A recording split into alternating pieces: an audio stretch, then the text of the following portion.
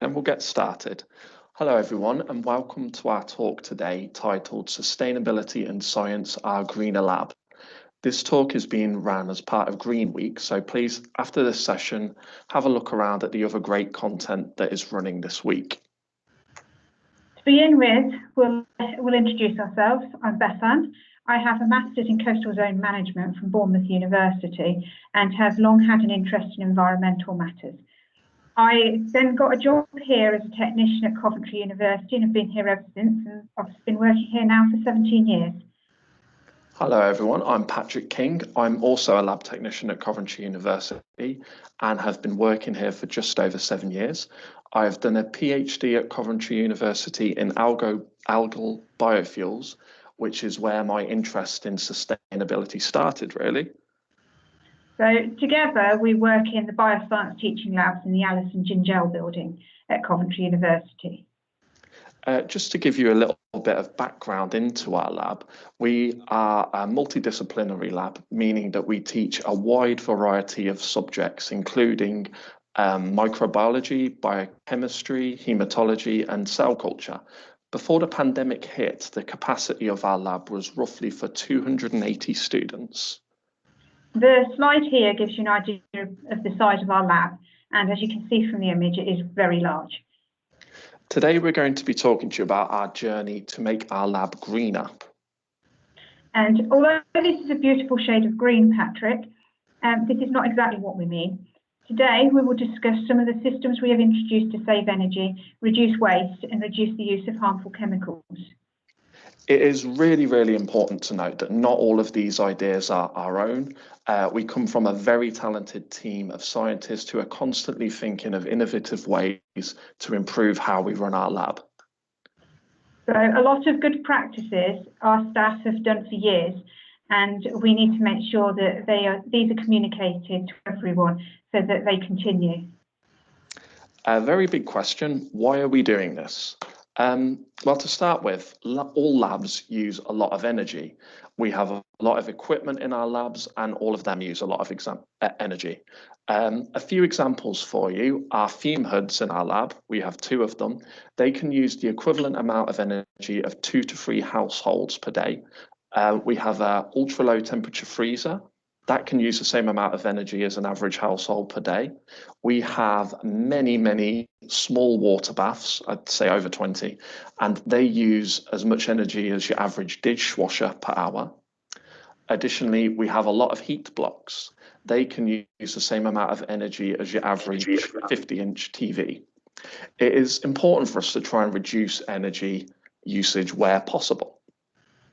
Despite only 0.1% of the global population being scientific researchers, actually 1.8% of the global plastic waste comes from science. And we believe that we are all responsible for the future of our planet. And if we can begin in our educational settings, we will be sending out young scientists into the world with a better understanding of how they could do their research more sustainably. To begin with, we looked at our waste. The main items we dispose of in our lab are gloves, paper and plastic items which may or may not be contaminated with biohazards. With Petri dishes and cell culture flasks, we can generate a lot of plastic waste when we run our lab classes. Research has shown that roughly 5.5 million tonnes of plastic waste is produced in the life science industry every year. Just to give an example, this is roughly the same weight as 800,000 elephants. And the sad thing is there are only 400,000 African elephants left in the wild. This is a significant amount of waste. We feel it is our duty, considering the size of our lab, to see what we can do about it. So, can we do? When looking at our waste, we have basically thought about what we do with our waste at home, and we've used the 3 R's. So we look to reduce the use of some items where possible, reuse items when we can, and recycle what we can.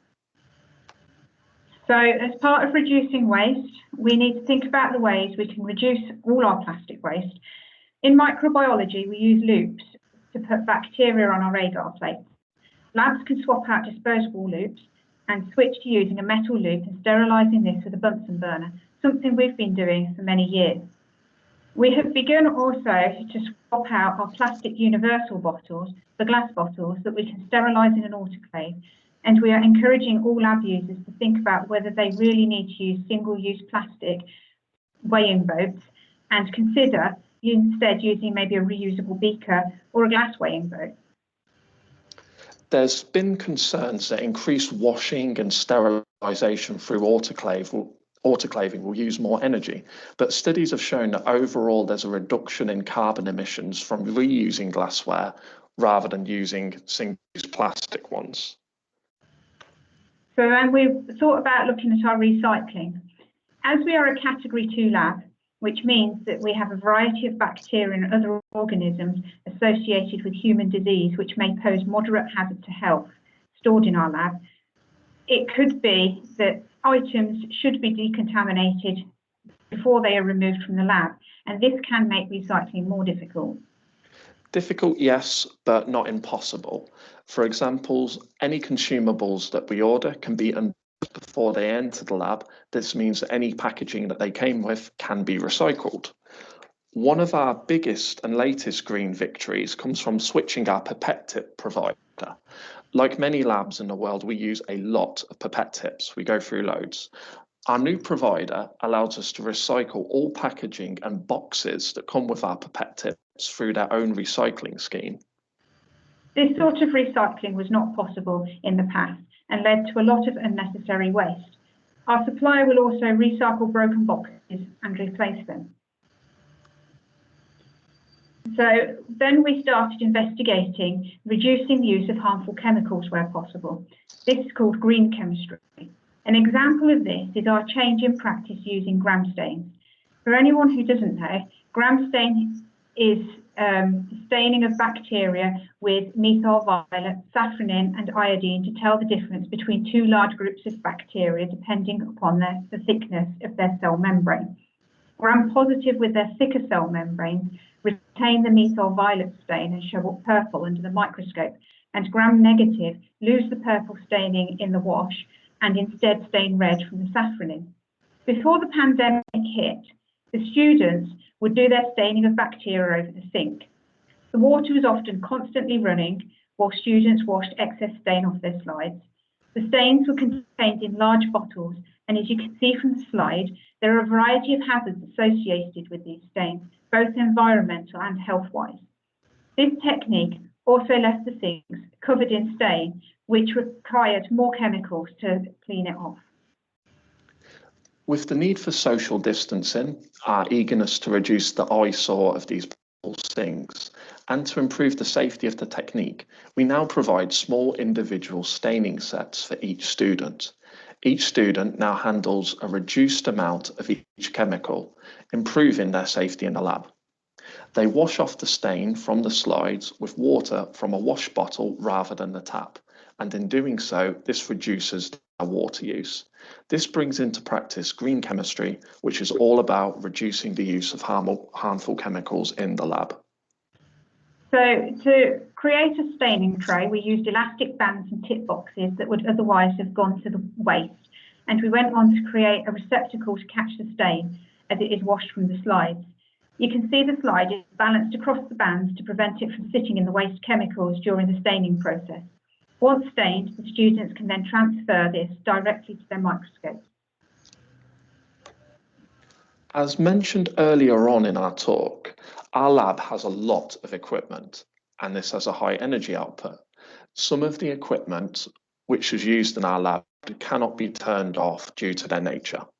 There isn't much we can do about this to save energy. However, some equipment can be left on by mistake or by habit, and by re-educating ourselves, staff and student, we can change this.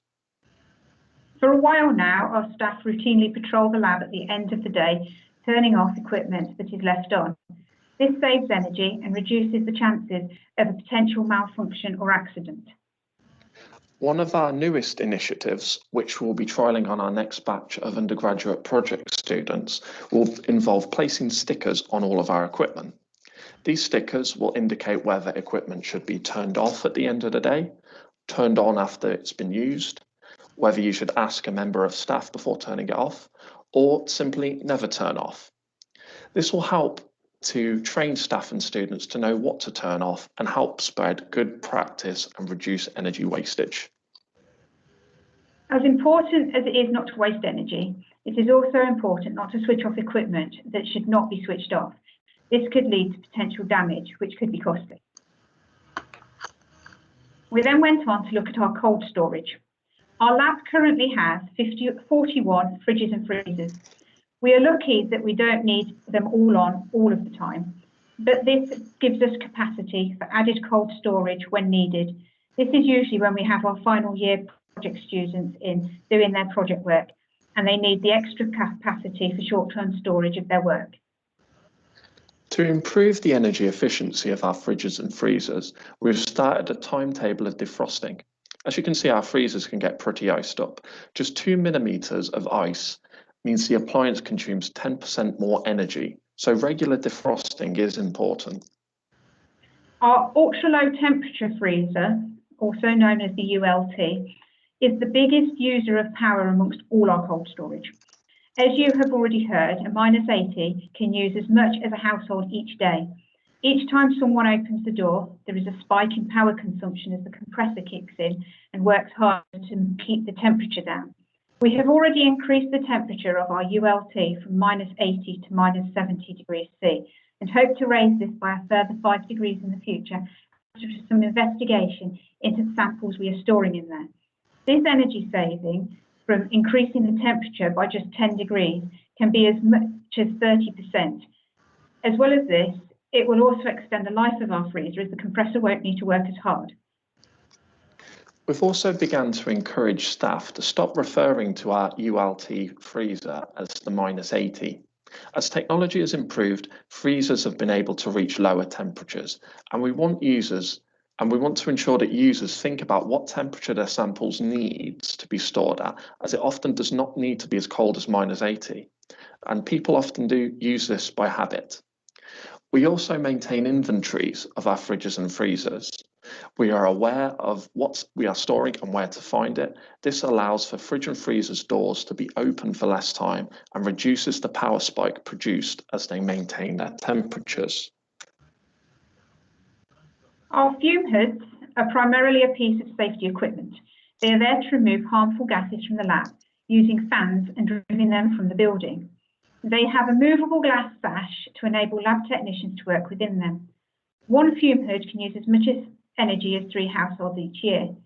While they are in use, the sash needs to be open to allow the lab technician to work.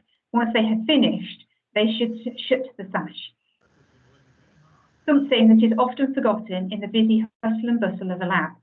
A fume hood, if left open, can needlessly increase energy use by increasing the electric load from the fan itself and also by increasing the number of air exchanges per hour. Another thing to consider is if someone walks past an open fume hood, it can change the airflow and potentially harmful fumes could then enter the lab environment. We are lucky to have new fume hoods. Newer fume hoods such as ours are often fitted with an automatic close feature. This means after a fixed length of time of no movement in the hood, the sash will automatically lower. Our fume hoods can also open horizontally, but do not have an automatic close feature for this feature. We have added shut the sash stickers to the windows of the sashes to remind all users that they need to do this when they leave. One of our biggest challenges in work is working in cell culture. The consumables in this area consist of a lot of individually wrapped sterile plastics. These usually go straight into the waste after use as they are no longer sterile. In this area, sterility is essential to prevent contamination, and it is easier to use single-use items to ensure your work remains sterile. The easy way is not always the best way though, as there can be alternatives. We have started to look at some of our plastic bottles we use in this area and are beginning to replace them with glass alternatives, and that we autoclave. Some items, such as Falcon tubes, can be washed and reused for a different purpose. The bonus of being a multidisciplinary lab is that not all subjects we teach require sterile items. This means some of these individually wrapped items can avoid going into the bin and have a second life. We have heard that we might be able to get some of the plastic waste from this area recycled if they have been pre-treated in certain ways. This is something we are going to look into to see if it is feasible. So we have done a lot of work, but we are aware we have a lot of work to go. So where do we go next? This month we are starting the Green Lab Committee. This is a group consisting of academic staff, technicians and students. Together we will work with other labs in the group to share good practices and come up with new ideas. We're also looking to sign up to LEAF, which is the Laboratory Efficiency Assessment Framework. This is a package which will allow us to assess our lab and set sustainability targets. It also allows us to rate our lab into different categories, for example, bronze, silver and gold, to see how well we're doing and to set a future target. As mentioned earlier, we are going to be looking into increasing our lab recycling wherever possible. We have already started sharing good practice with other universities, and this is something that we'd like to continue. And we'd also like to explore more about green chemistry, which looks at reducing the use of harsh chemicals and replacing them with safer ones. This is something that we do routinely. We've already replaced the carcinogenic ethidium bromide with gel red, and our gram staining is another example. Finally, we want to continually train our staff and students in this green way of thinking and spread the good word. That is basically it from Bethan and myself today. Thank you for listening and joining us, and we're now here for any questions if you have any. Thank you very much. Thank you. I do have one coming from, obviously I'm here representing Academies Trust in Norfolk, and most of our we have 2 senior schools and the rest of them are all primary, so I'm looking at this very much from trying to instill the interest and the environmental consciousness in primary and secondary students, with a view to hopefully that they will at some point join a university conscious ethic and ethos like yourself. So are there any sort of pointers that might be applicable to our students in the primary and secondary sector? Well, obviously, you know, with your staff, you can always make sure that they are ensuring good practice with their fridges and freezers and making sure they're not like freezing up, because that will help reduce your costs with your energy. And it's a very good idea to, if I don't know exactly what's in the national curriculum at the moment, but there will always be something to do with environmental issues. So it's worth, you know, suggesting that schools could include what scientists are trying to do within their own research, and particularly at secondary level, where they're starting to get more in depth with their science knowledge, and looking at it that way. And also, I know secondary schools will also have fume hoods, so ensuring that they are using their fume hoods correctly to prevent the extra air changes would be a good idea too. Thank you. Any other questions? Do we have anything in the chat, perhaps? Not at the moment. Hello. Hello, my name's Andy Evans. I actually help set up some of the database stuff for LEAF with my mate Martin Farley, who runs it. Brilliant. But I run the Sustainable Lab at Lab Innovations, which is all data-driven case studies. I don't know if you've been there yet, but it's going to be hopefully running this November. And I'm actually currently testing all the ULT freezers on the market under control conditions to prove which is the greenest one. But I had a quick question as to, you said you had quite a few water baths. Have you looked at alternative water bath technology? We have looked briefly at using beads in the water baths at one point, because I do believe they can reduce less energy and that they're generally a bit safer. And using heating blocks where possible instead of a water bath is something that we've tried to encourage a bit as well. Okay, so you can, the beads are like things like lab armor tend to be quite expensive. Yeah. But if you are replacing any of your water baths just through old age, you can get a greener version of it through GenLab, and they don't cost any more than the traditional ones. Wow. So I think they use about half the energy. We've just been working, testing and developing them. And yeah, with things like block heaters, we've just done a case study. I'm currently at Bristol Uni. I've been here for 4 months doing testing work. And block heaters, depending on each manufacturer, there is a difference between different manufacturers. There's a case study coming out that would distinguish the difference between those. But leaving a block heater on is the same energy as what your fridges will use per day. So that's always a big one. You also mentioned your ULT freezer. Yeah, warming up is a really good idea, and you get a different percentage saving from different manufacturers. So you've got from what my memory says correctly, you've got a Sanyo / Panasonic VIP one, which is about 519 litres. So that one is probably at -80, using about 24 kilowatt hours per day. You chop that down to about 19, 18, how you're currently using it. Are you racking yours at all? Not yet. It's something that we'd like to do, but we haven't yet managed to do that. Okay, so if you rack it, you can rack it more cheaply in aluminium than stainless steel. And also you can probably warm it up to -65 and only get a 2 to 3 degree warmth rise through a door opening. It will take the unit longer to recover from that door opening, but you're only recovering a couple of degrees, and it takes longer to recover just because there's a greater metal mass in there. Yeah. So that's a good way to do it, if obviously budgets allow, because obviously sometimes labs do get squeezed for what they're allowed to spend and what aren't. That can be quite a tricky one. And then the other thing that we do work with quite a few unis on, if you are interested, we do best practice guides for lab equipment that you can stick on the front. So all the things you were mentioning about your cold storage and trying to encourage all your students to just get into that culture of being green.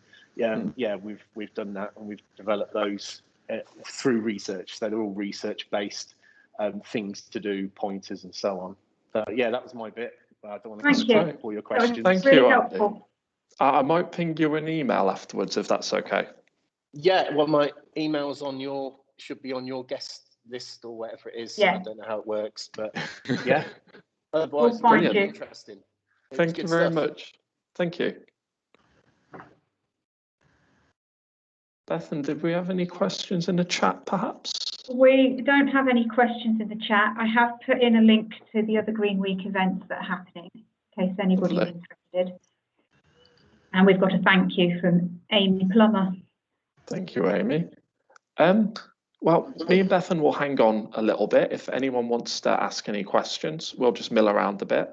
But if not, thank you very much for coming. And check out the other Green Week events, please. Yeah, thanks for the talk. Keep up the good work. Thank you. Thanks for coming. Take care. Thanks. Bye-bye. Bye. Thank you.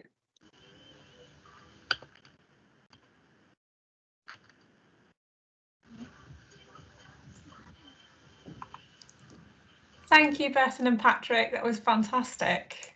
Thank you, Joe. Yeah, it was really, really interesting. I found it really, really interesting, and it was lovely to see a bit more in more detail. So fantastic. Thank you. Thanks. Brilliant. Thank you so much. Really interesting and great idea for the primary schools and secondary schools. I think I'll try and get our two secondaries to have a look at particularly if they're using fume hoods and things like that. I'm not 100% certain what equipment they have got, but well, if they're using water baths and they're old, you can always have a look at the ones at Gen Lab as well, like Andy suggested. Yeah, that was really helpful. Some ones that are better at their energy consumption. Yeah, I did write the leaf and Andy's name down, so I'm going to have a look at and look at that. I've got his email address somewhere if you need Andy's email address. Oh, thank you. That might be useful contact to have. I was just going to add as well, that was such a nice talk. I'm at Warwick University, and Andy Evans has worked with us in the past, and he's really good. He does really lovely presentations. If you ever want to get him to do a talk for people, because he does lovely. He's got a really, you can see from just the way he talked then, he's got a lovely manner in the way he does his presentations. But it's just that he does he's very interactive. He does little quizzes as part of it as well. Brilliant. He really puts into context about the way we use different pieces of equipment, and he also talks about the labelling scheme that he can help provide, which has reminders that you can put. I mean, for us, it was mainly the ultra low temperature freezers that he was talking about, but little things to remind you on that one as well.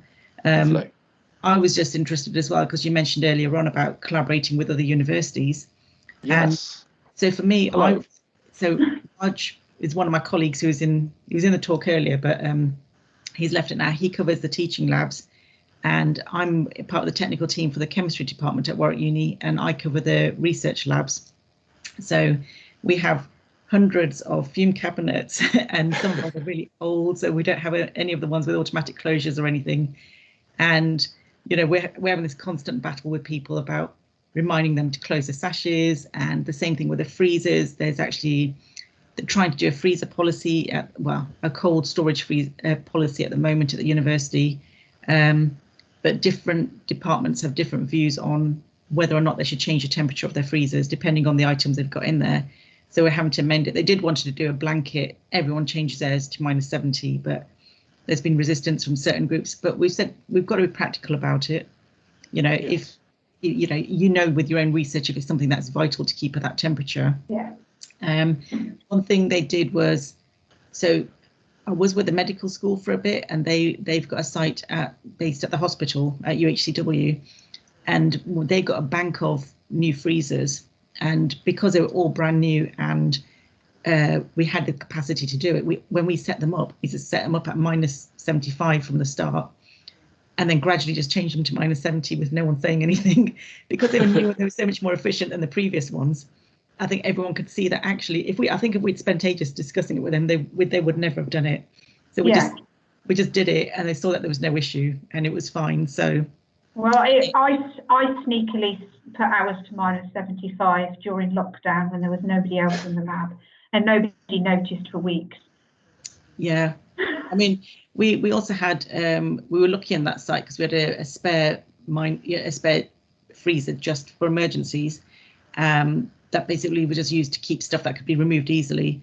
And I think what I did was we set that at -65, and we put really clear instructions on the front of, if there's an emergency and you've had to put stuff in there, this is how to change the temperature. Because for on some freezer, the designs are really easy and it's really obvious, and others you have to press a few extra buttons that you wouldn't have thought of.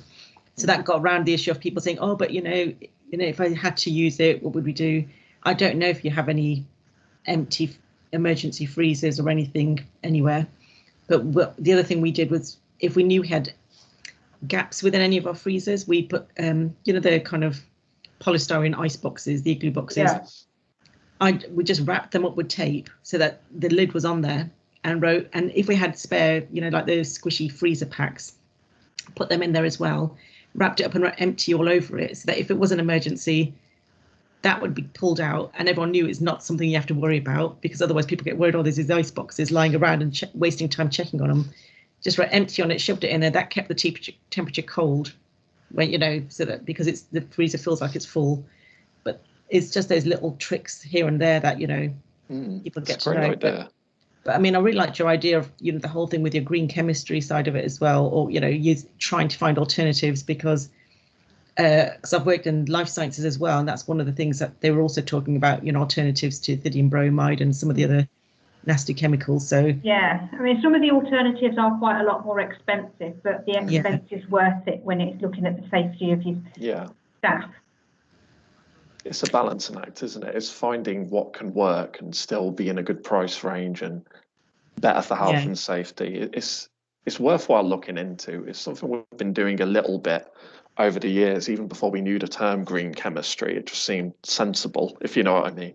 Yeah. I don't know if you've had any dealings with My Green Lab. They're American based, but they do have a section on their website about green chemistry. I'll put their link in the chat. Okay. They have a good, is it ACT labels they're called? Yeah. Yeah, that's the ones that Andy Evans will talk about as well. They've also got a program, some training that you can put people through called the Ambassador Program, so that they can get more of an awareness of that sort of thing. That's basically, I'm sure that's all the Andy Evans stuff. So he's linked with them. Yeah. Oh, is he? Who does he work for directly? Is it? I think it's independent. Right, I'm just going to double check because I'm sure he does all the My Green Lab stuff. I should know because we've met him quite a few times. We once had we happened to have an opportunity where we had some space, some groups were leaving and before the new ones were coming, so we had some space in a lab, so he came and tested out some -20 freezers because we had the space available. So they basically came along with a few different freezers from different manufacturers, and he just had access to that space. He could come in and out and do all the checks and stuff he wanted to. So he's in his own company, so it's Greenlight Labs, but he does his ACT labels, and I'm trying to think if he's linked with My Green Labs or if it's just from other things that I've seen as well. Yeah. Unfortunately, I know they're all trying to get green in their names. So everyone has everyone has very similar names. It gets confusing when they all do that in the end, doesn't it? 'Cause you're not sure who you're talking to. Yeah. At Warwick, are you interested in signing up to anything like Leaf, or have you already done it out of interest? We're trying to sign up for Leaf and Lean. So yes.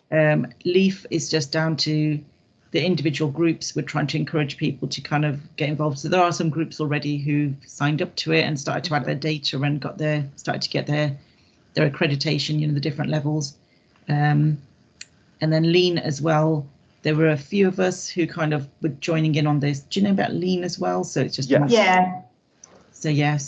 there was a few of us. I went to a meeting. I think it's more for do you have your own dedicated sustainability team? Yes. We do. Yeah. Yeah, I found it was an invite I got through someone from that team. Yes, I'm part of the team. I'm still on the call. Sorry. Oh, okay. Hello. Hi. So yeah, it was more a case of, for me, the first time I joined one of those meetings, I was a bit.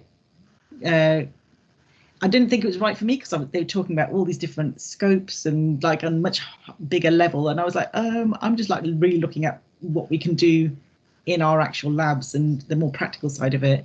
But after going to a few of them, I saw that there's a range of people, and actually they all wanted to input from different levels, and it's fine for people to have a good idea on a higher level, but if you can't actually put it into practice, then you could spend ages thinking of something, and then we would turn around and say, literally can't do that because there's some ideas about, I don't know if you're trying to do anything with recycling your plastic containers from chemicals or anything like that.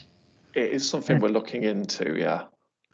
I mean, it's the problem we've had in the past is, especially with the chemists, they're so careful about, how they segregate the different chemicals, and then the worry was if it's something that if we start to say to people, oh yeah, you can just start to recycle all your plastic containers, what have they really looked at what was contained in there, and is it something that's, if there's a tiny dreg in there, because often we want them to rinse out the container, but is it something that can go down the sink?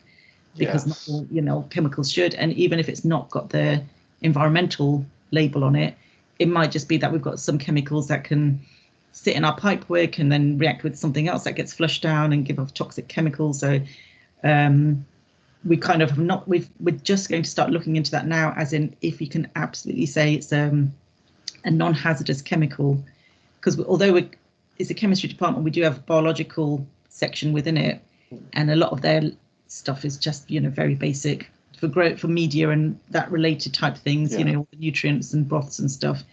Anything in that is non-hazardous, so we're happy for those containers to be recycled. Yeah, but it's just something that we're starting to try and.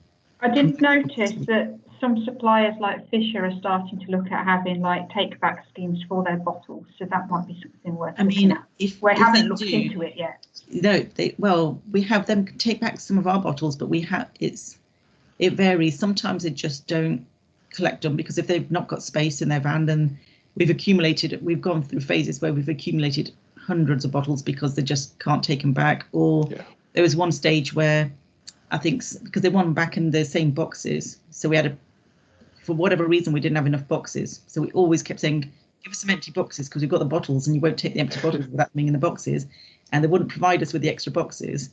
So it's taken a while. We kind of go up and down with them a bit. I mean, if you've got a good stores person, they should be able to keep on top of it. For us, it was just a reminder to the drivers, we have got quite a few empties now. Make sure you're taking them back with you. But it's still better than nothing. So if they can take back, it is good. Well, hopefully they'll get more organised with it as time goes on. Yeah. Do you ever, I don't know how much you talk to your stores people as well. Do you ever try and influence any of the companies with the way that things get sent regarding packaging? Because that's something that we're going to try and look at as well, because we do consolidated orders. I don't know if that's something you guys do. So it depends on each department again. So when I was with some of the other departments, you put an order in and it went straight to, through the system, it went to the company, and they might end up sending 10 boxes to 10 different people. Whereas in the chemistry department, the stores officer is really good and he actually consolidates the orders. Ours usually consolidates, yes. But even then we find that he's consolidated the order and then we still get it in like 10 separate packages on separate days. Okay. Especially since the first lockdown, we found some chemicals have been having longer lead times, and that's led to separate deliveries coming in where they normally would have been booked together. Yeah, I suppose, that's understandable because that's something that's out of everyone's control. Yeah, not much we can do about that. Yeah, but in normal times, they did get pretty good at sending everything in the one delivery. It was a bit more work for the store staff because then they have to separate everything out and make sure that they know what's belonging to each person. But that, if they can be prepared to do that, then that's good. But we found out with some companies were sending excessive amounts of packaging with it. But I know it's just, I think we've been asking our procurement people, as in, can we try and have some influence on how things get sent or give some feedback? But we're also finding just talking to the reps as well and complaining to them seems to make a difference. Yeah, we've mentioned it to a couple of reps, but in the before time when they're allowed to come in. Yeah, it's a little harder these days, but you can still get in touch with them and just put your point across, can't you? Yeah. I'm not sure if we've got a colleague behind us waving. Yeah, I know. Yeah, that's our friendly storesman. Oh, there you go. I'll wave back then if it's your friendly storesman. There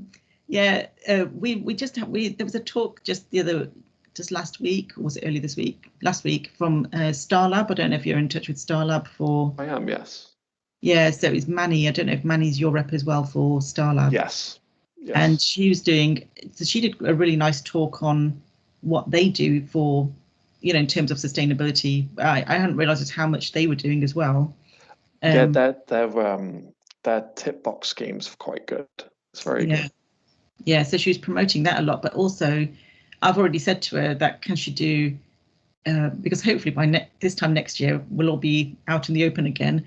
So I've already said I'm provisionally booking you to do this event for us next year, because they do, they come on site, and she was showing how they, alternative uses for the tip boxes and just making it a bit more of a fun activity and just, combining a lot with recycling. So, She is right with the tip boxes. That our gram stain boxes are old tip boxes. Plenty of items can have a second life in a different way, can't they? Yeah. No, if you get in touch with her, I'm sure she can do the presentation for you guys as well. If you can get more people to kind of join in as well, because it was interesting. I'm not sure you'd be interested. Sorry, I lost you there. Am I back now? Yeah. I'm not sure you'd be interested, but as part of signing up, I'll have your email. We could set up a little meeting between the three of us, or any colleagues that that could be interested, and we could get a bit of a forum going, exchange some ideas. Yeah, no, I thought that was really interesting when you said that earlier on, because I'd be happy for us to kind of, because you're trying to do the same things as us, and if you succeed in something, it's much easier for us to try and get it, pushed through as well. If we say, company's doing this, get rivalry going on. Of like, well, if they're doing it, why can't we do it? Or just, we've got similar, some of the labs will have the same equipment and all the rest of it. So that'd be really interesting. Yeah, I'd love that. That'd be great. Absolutely. If you leave that with me, I'll be in touch. And if you can think of anyone else who'd be interested at your end, definitely, we'll get that set up. That sounds lovely. That's great. Thank you ever so much again. That was really, really well put together, really interesting. And also the thing I really liked was the way you equated lab equipment to the domestic settings. So it's this much is equivalent to this, because, I know Andy will talk about this many kilowatts per hour, but I don't naturally equate that to. No, I don't either. Whereas 800,000 elephant's worth of waste. I know what that looks like. Yeah.